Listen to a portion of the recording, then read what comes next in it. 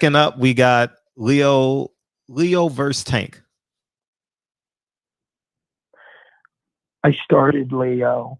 I got him. I managed him until he won his first world title. Mm-hmm. And he called with a sad story, and I sold his contract for, believe me, 1 penny on $100, not a penny on the dollar. I sold it for nothing because his dad didn't feel well and his brother had lupus. And and they know me. I got a soft heart with people. And he talked me into doing it, but he told me his dad was going to manage him. And I said, not Al Haymon. No, not Al Haymon. And so they got the contract very cheap. And that's a true story. And I let him go. And he had just won the title, but I was the one who took him to Golden Boy. Anyway, he was a tremendous fighter at that weight. And nobody thought so. They just thought he was a gangly kid, who threw punches. But he could punch. He could take a punch, and a lot better than people thought he was. Anyway, so he's done very well. But going into Tank, that's not even. It's just to me. I don't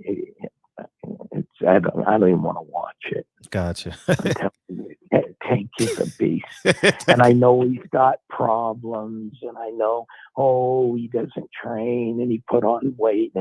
Yeah, but when you thin him down and he comes out of camp, get out of his way. That I can promise you. My brother was so big on him. My brother was like, what about Tank, Karen? Don't you think he's pound for pound? He's just crazy about him. And when he's on, which he's going to be for this fight, he is, because this is serious. He's going to be on. Gotcha. And don't you see it that way, or am I crazy? I see it that way. You know what alarms me about this fight is, in my humble opinion, Tank is the ace high, right? And with Tank being the ace high, I'm startled that Leonard Ellaby and Floyd Mayweather would say, "Hey, Tank, go win a JV title at 35, and then we're gonna take you. You miss weight at 35, and then we're gonna take you down to 30, and then we're gonna take you to the Alamo Dome in Texas." You understand what I'm saying? I'm like, that business, that business don't make sense to me. You get what I'm saying? So I'm like, is it something in the water, or that's funny?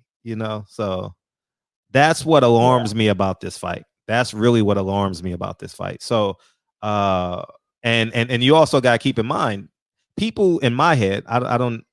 It's not all under one umbrella. What's Floyd's is Floyd's. What's Al Haymon's is Al Haymon's. You get what I'm saying? I understand. Yeah. So I'm like, Al Haymon outdid Floyd in this deal, and or Leonard Ellaby in this deal. So I think if everybody in the house is getting a check from from PBC and they flying down to the Alamo Dome for their first check since COVID, you know what I mean? Like a close fight. I saw it in Chavez. I saw it in Austin Trout Canelo. I've seen this story before. So that's where I'm at. So if it was a clean slate, this fight should be in Baltimore. Obviously, if it was fans, it should be somewhere on the 95 freeway, 95 interstate, excuse me. And then I would take Tank clean slate. But now that I'm looking at it, I'm like, there's something in this water. Me personally, it's just what I believe, and I could be wrong, but it's something in this water to me. So I'm just gonna sit back. I didn't want to see the fight be made. I really didn't. Nothing against Tank getting his time and getting to be a star and stud and all that.